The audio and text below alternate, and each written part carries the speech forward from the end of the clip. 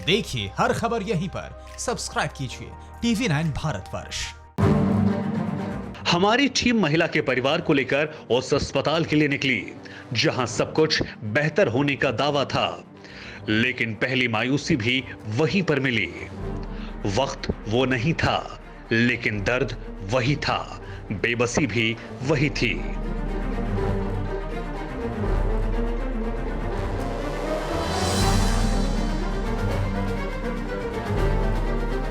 महिला के पति विजेंद्र सिंह और उस वक्त उनके साथ मौजूद रहे रिश्तेदार और हम नोएडा सेक्टर 24 में मौजूद ESIC के अस्पताल पहुंचे।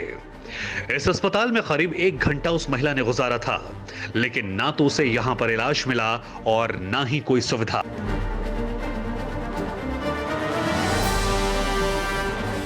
हम ESIC अस्पताल पहुंच चुके हैं। आपको बता दें कि सबसे पहले जो गर्भवती महिला थी अपने परिवार के साथ इसी अस्पताल में आई थी एडमिट होने के लिए, लेकिन अस्पताल में उनके साथ क्या कुछ हुआ हम बात करेंगे उनके हस्बैंड से, और उनके जो जेठ है वो हमारे साथ यहाँ पे आए हुए हैं। सबसे पहले आप इसी अस्पताल में आए थे, क्या वक्त हुआ था, सबसे पहले क्या किया था आपने, किससे बात की थी? करीब 7:15 बजे करीब यहाँ पहुँचे हम।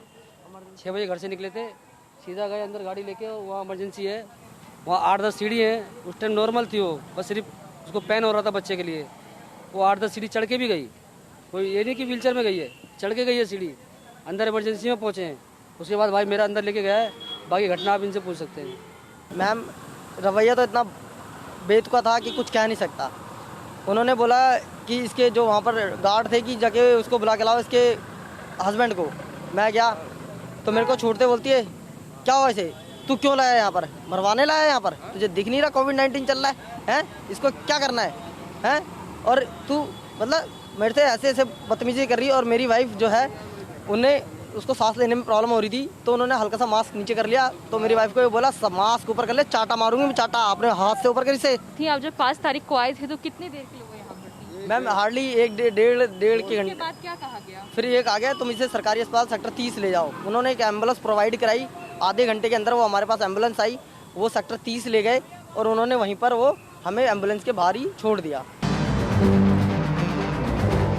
तो सुना आपने, एक महिला लेबर पेन से करा रही थी, सांस लेने के लिए मशक्कत कर रही थी, लेकिन ESIC अस्पताल के डॉक्टरों का दिल नहीं पसीजा। ऐसा इसलिए क्योंकि इस दर्द और बेबसी पर कोरोना खतरा ज्यादा हावी था। लापरवाही तो बहुत बड़ी थी, लेकिन इस लापरवाही पर कोई कुछ भी बोलने को तैयार नहीं था।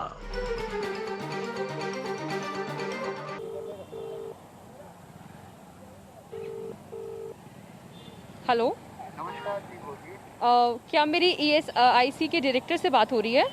हाँ बोलिए, कौन बोल रहे हैं? अनीश सिंघल जी से। मैं भावना किशोर बात कर रही हूँ, न्यूज़ चैनल से TV9 भारतवर्ष के। हेलो हेलो, आप देख सकते हैं कि जैसे ही यहाँ के जो डायरेक्टर हैं अनीश सिंघल जी, जैसे ही उन्होंने सुना कि हम न्यूज़ चैनल से बात कर रहे हैं और उन्हें पता है कि ये जो पूरा मैटर है वो चल रहा है, और इसको देखते हुए उन्होंने हमारा फोन काट दिया।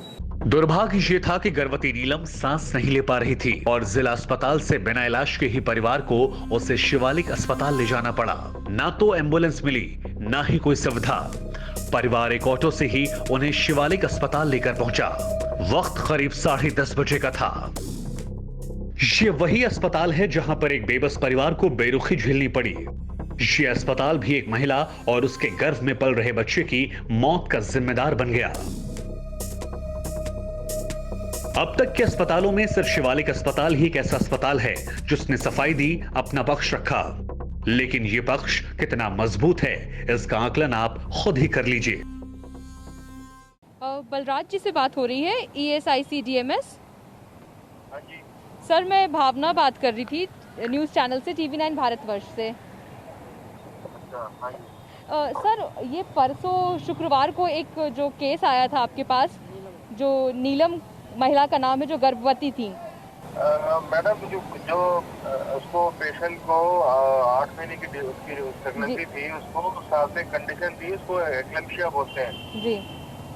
एक्लेम्पशिया में पेशेंट को दौरे भी बढ़ जाते हैं, बीपी बहुत ज़्यादा होता है और बेहोशी हालत हो जाती है। जी। तो कंडीशन है, पर साथ में उसको सांस लेने में बहुत दिक्कत थी। उसको सांस लेने में दिक्कत थी। जब हमने उसके एक्सरे करवाए तो एक्सरे में दोनों तरफ निमोनिया था। तब पता लगा कि शायद तो आपने परिवार को बताया था, एक्सरे हुआ था कि निमोनिया है उनको? उनको पता है। लेकिन उनके परिवार का तो कहना है कि आपने इनको ऐसा, उनको कोई बताया नहीं गया था निमोनिया, बल्कि जो स्टाफ था, हॉस्पिटल स्टाफ, उनका भी बिहेवियर बहुत बुरा था परिवार के साथ। ऐसा होता है कि मैडम कई बार पेशेंट का ना यही अटेंडेंट होते हैं, हम कोई किसको कौन सा अटेंडेंट कन्वे किया वो बात वहाँ पर पूरी तरह से कन्वे हुई नहीं हुई पता नहीं। मैं किस बारे में कुछ कह नहीं सकता। मैं शिवालिक अस्पताल से भी मायूसी हाथ लगी तो तड़पती हुई पत्नी और उसके गर्भ में पल रहे बच्चे की जिंदगी को बचाने के लिए पति और परिवार के सदस्यों ने बड़े प्राइवेट अस्पताल फोर्टिस का रुख किया। हमने भी दर्द से कराती एक महिला और उसके परिवार की बेबसी की पीड़ा को समझने के लिए फोर्टिस अस्पताल का रुख किया।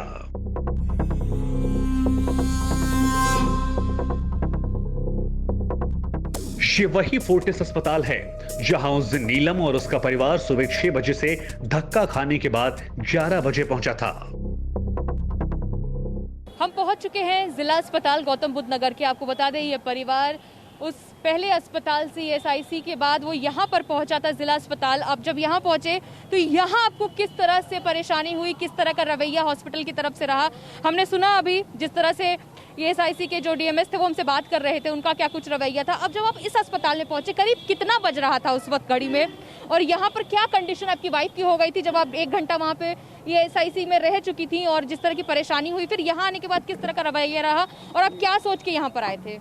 मैम, हम ये सोच के आए थे कि मेरी वाइफ को एटलीस्ट ट्रीटमेंट जरूरत है, कि एडमिट करेंगे। जब रेफ़र किया तो आदमी यही सोचेगा कि भाई कैसे ना कैसे उसको इलाज मिलना चाहिए। तो एम्बुलेंस उन्होंने दी। एम्बुलेंस वाला इस गेट से थोड़ा सा आगे जाके उसने एम्बुलेंस वहाँ पर रोक दी, और वो बंदे ने गेट भी नहीं खोला। गेट भी मैंने अपने हाथों से खोला है, और वो पीछे देखता रहा। मैंने अपनी वाइफ को नीचे उतारा है। तब तक हम व्हीलचेयर, मेरी भाभी व्हीलचेयर ढूंढने लगी। हम आगे जाके उनको चेयर पे बैठाया हमने, है ना। वहाँ पर लोग जो अंदर जाने के बाद क्या रवैया था? बहुत गंदा रवैया था। अंदर जाकर के जैसे हम उनको लेके गए, रूम नंबर 108 था, वहाँ से दूर से ही मेरी वाइफ को देखा। हाँ भाई, कहाँ से आए हो आप? मैंने कहा जी खोड़ा कॉलोनी से आए हैं, और ईएसआई वालों ने भेजा है। तो कह रहा है यहाँ नहीं होता खोड़ा वालों का, गाजियाबाद जाओ, गाजियाबाद यहाँ से ले जाओ जहाँ मर्जी।